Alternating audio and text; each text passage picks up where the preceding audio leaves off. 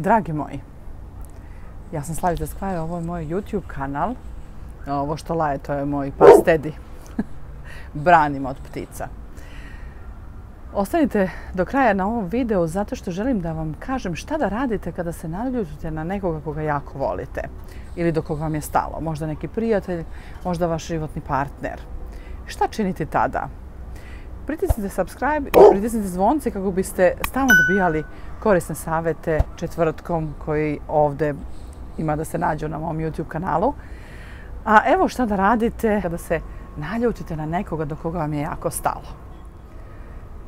Ja sam napisala knjigu pod nazivom Nećete pronaći mir dok ne postanete zahvalni. I sa vama želim da podelim jednu vežbu iz te knjige. Evo, pogledajte, tako izgleda ta knjiga, jako je lepa. Ja sam tu obeležila nekoliko stvari koje baš volim da prolazim. Knjiga je prelepa i u knjizi se unutra nalazi jedna vežba. Odnosno, nalazi se jako puno vežbi, ali recimo to je jedna i knjiga inače jako lepo izgleda, jako je lepo dizajnirana. Ali na strani broj 116 nalazi se jedna vežba koja kaže šta da se niste sreli. Znači, vežba vas poziva na to da pomislite na jednu osobu na koju ste možda malo ljuti, a koju inače volite, prijatelj, partner, tako neko, i da se setite gde ste se upoznali. Znači, da idete kroz vreme i da se setite prvog momenta kada ste se sreli i kada ste ugledali tu osobu i kada ste se upoznali. I onda razmislite o tome. Kako bi bilo da ste tada odlučili drugačije? Naprimjer, da niste otišli na to mesto, možda na neku edukaciju, možda na neko slavlje ili na neku žurku i tako dalje. I da se uopšte niste ni upoznali sa tom osobom. I zamislite šta sve u vašem životu što je bilo lepo ne biste nikada doživjeli. Znači, čega sve ne bi bilo u vašem životu.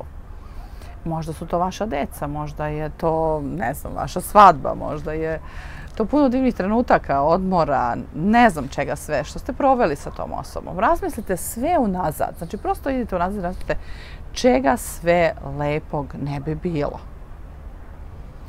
I kada to vam sve prođe kroz glavu, onda jednostavno budite svesni da je ipak toga bilo. I još jednom prođite kroz glavu samo dobre stvari, samo one lepe stvari koje je ta osoba unela u vaš život. I osjetite u srcu zahvalnost za njeno prisustvo, možda i za lekcije koje ste naučili uz nju, za lepe trenutke koje ste proveli, za sve ono što u životu danas imate, a ne biste imali da nije bilo nje. I pustite da zahvalnost se razlije po cijelom vašem telu. I osjetite koliko je divno imati tako nekoga. I onda možda vam bude na moment lakše i padne vam na pamet neko rješenje kako tu situaciju u koju ste upali, a koja je možda teška i zamršena i koja vas ljuti, možda možete vi da započnete neko rješenje sa svoje strane, zahvalnog srca i svesni da vam ta osoba mnogo znači. Eto, ponekad su jednostavne stvari od pomoći. Isprobajte ovo pa mi pišite dole kako vam je bilo, je vam ovo nešto značilo i pregledajte knjigu, pogledajte u svim knjižarama ima da se kupi. Ako niste iz naše zemlje, možete da naručite online preko Vulkan knjižare. Možete da svratite do nas na naš institut u Grave, poslovnom centru preko puta Siva na Novom Beogradu, da uzmete knjigu i u kompletu također Dnevnik sreće.